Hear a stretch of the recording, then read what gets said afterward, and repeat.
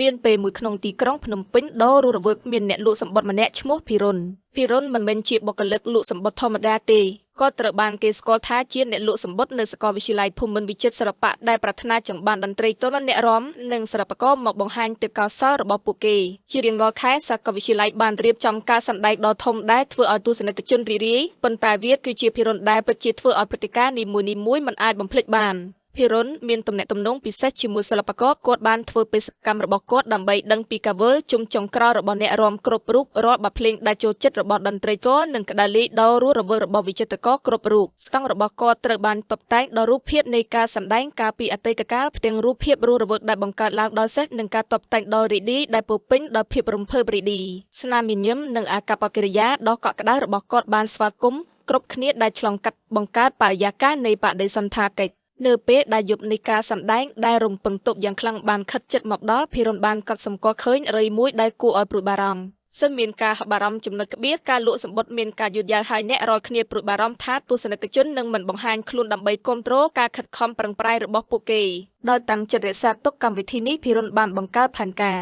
គាត់បានសម្រេចចិត្តប្រើវិធីពិសេសមួយដើម្បីទាក់ទាញវងមនុស្សគាត់បានរៀបចំរាត្រីវេទមន្តនៃសិល្បៈភិរុនបានបង្កើតរឿងគួរឲ្យទាក់ទាញអំពីការសម្ដែងនីមួយៗដោយភ្ជាប់វាទៅនឹងធាតុដ៏សម្បូរបែបនៃវប្បធម៌ខ្មែរគាត់បាននាំយកនៅរបាំប្រពៃណីរបស់អប្សរាហើយទស្សនិកជននឹងបាននិទានរឿងអំពីអ្នករបាំស្លេស្ទៀដែលធ្លាប់មានកេរ្តិ៍ឈ្មោះក្នុងនគរអង្គរលោកក៏បានបញ្ចូលតន្ត្រីដ៏ជក់ចិត្តពីសិល្បករក្នុងស្រុកដែលបញ្ចូលកំណត់ចំណាំនីមួយៗដល់បេះដូងនៃប្រវត្តិសាស្ត្រខ្មែរភិរុនបានដើរតាមផ្លូវដ៏លីលំស្នេហារបស់គាត់ចំពោះការសម្ដែងជាមួយនឹងតួនាទីរបស់គាត់ជាអ្នកលក់សម្បុត្រគាត់បានស្លៀកពាក់យ៉ាងរស់រវើករាំនិងលេងឧបករណ៍ក្នុងលក្ខណៈដូចក្បួនដង្ហែទាក់ទាញអ្នកដើរកាត់ក្មេងៗសើចមនុស្សពេញវ័យតែដៃហើយសូម្បីតែអ្នកដំណើរដែលនឿយហត់ក៏ត្រូវបានទាក់ទាញផងដែរ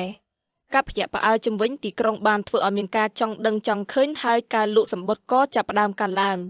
នៅយប់នៃការសម្ដែងសារធំរបស់សាកលវិទ្យាល័យពោពេញទៅដល់អ្នកទស្សនាដែលបានឮពីរឿងព្រេងរបស់ភិរុនអ្នកសម្ដែងភ្ញាក់ផ្អើលពេញផ្ទះខណៈអ្នកទស្សនាអង្គុយជក់ចិត្តពេលអ្នករាំហែឆ្លងឆាកហើយអ្នកភ្លេងពេញអាកាសដល់បទភ្លេងដ៏រំជួលចិត្តនោះភិរុនបានមើលដោយមោទនភាព